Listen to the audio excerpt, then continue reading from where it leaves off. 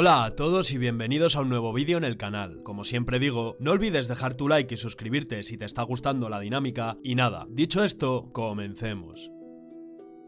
En esta ocasión, y continuando la serie de las principales potencias mesopotámicas, toca hablar de la antigua ciudad de Ur, ubicada a 24 kilómetros al suroeste de Nasiriyah, en el actual Irak. Pues bien, las pruebas arqueológicas sitúan el primer asentamiento en la cultura neolítica Ubaid, hacia el año 5500 a.C.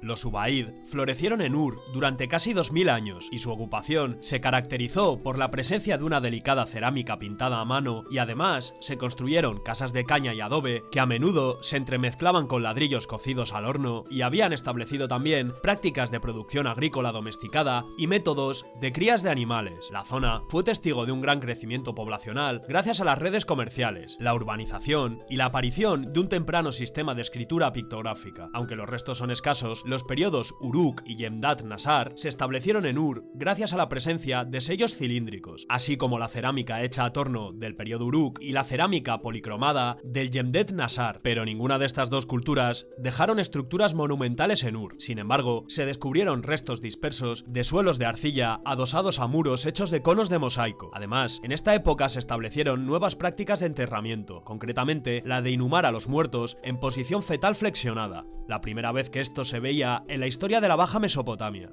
La formación de ciudades-estado surgió durante el periodo dinástico temprano de Mesopotamia, que también vio la evolución de la escritura, desde la escritura pictográfica a la verdadera cuneiforme, así como la administración política de las poblaciones. Se practicaba plenamente el culto religioso a un panteón de deidades, y cada ciudad tenía uno o más templos dedicados a los dioses y diosas de su ciudad. En Ur se trataba del dios de la luna Nana, cuyo complejo ceremonial incluía un templo y otras estructuras religiosas que acabaron sepultadas bajo los colosales edificios de la tercera dinastía de Ur. Las estructuras más importantes de la dinastía temprana fueron los cementerios reales. Se trataba de tumbas construidas en ladrillo y piedra que albergaban restos de lo que se cree que eran reyes, reinas y los súbditos reales sacrificados. En el siglo 24 a.C., el rey acadio Sargón el Grande conquistó las ciudades-estado de Sumeria y formó el primer verdadero imperio del mundo. Fue durante este periodo cuando la escritura pasó del sumerio al acadio. Las ciudades quedaron bajo control político centralizado, el comercio internacional se expandió y los ejércitos organizados se hicieron más complejos. Ur fue una de estas ciudades conquistadas. Aunque los edificios de esta época son escasos, los sellos cilíndricos y una cabeza de maza inscrita describen cómo Sargón nombró a su hija para el cargo de gran sacerdotisa de Ur. Tras la caída del imperio acadio, surgió una nueva entidad política, la tercera dinastía de Ur. En este periodo se produjo un renacimiento cultural sumerio. Los proyectos de construcción a gran escala son una de las señas de identidad de esta dinastía, incluidos los sistemas de irrigación, la planificación central, los palacios y las colosales torres de templo escalonadas conocidas como zigurats. Los proyectos de construcción en Ur durante esta época incluían la excavación de canales, la construcción del zigurat y del complejo ceremonial y el levantamiento de tumbas de ladrillo para albergar a los reyes difuntos. Hacia el año 2000 a.C.,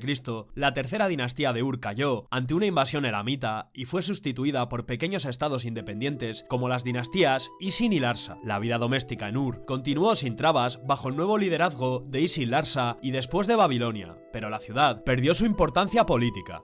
Durante esta época se llevó a cabo la reconstrucción de vastos complejos de viviendas, que incluían grandes barrios residenciales, capillas comunitarias y pequeñas tiendas o zocos. Se produjeron también grandes cantidades de tablillas con inscripciones que incluían los nombres de reyes desde las dinastías Isin-Larsa hasta el rey de la antigua Babilonia Hammurabi. Hammurabi, como vimos en capítulos anteriores, fue famoso sobre todo por sus códigos de leyes, que establecían las normas de justicia y castigo para todo aquel que cometiera un delito. Aunque el gobierno de Hammurabi sobre Ur fue tranquilo, aproximadamente en el 1740 a.C., los habitantes locales se rebelaron contra su hijo, Samu-Siluna, quien sofocó duramente la rebelión que dejó gran parte de la ciudad dañada por el fuego y secciones completamente destruidas.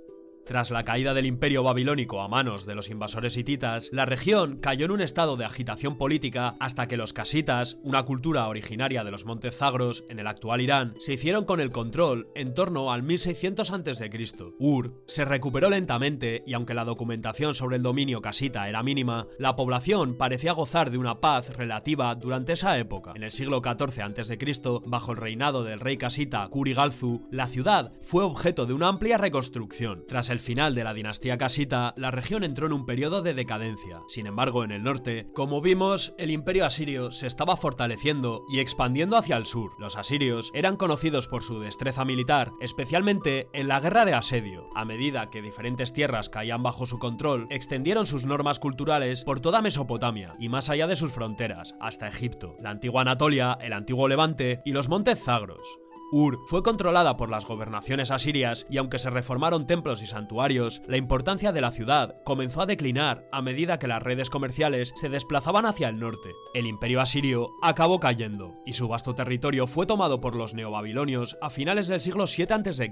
Bajo el dominio de los neobabilonios, la región experimentó una gran prosperidad, principalmente gracias a los cultivos agrícolas, el comercio y también se distinguió por ser la última verdadera dinastía autóctona de Mesopotamia. Fue también durante esta época cuando los reyes Nabucodonosor y Nabónido ordenaron vastas reconstrucciones, incluida la reconstrucción de todo el centro de la ciudad de Ur, centrándose en las estructuras religiosas, así como en la erección de una enorme muralla interior.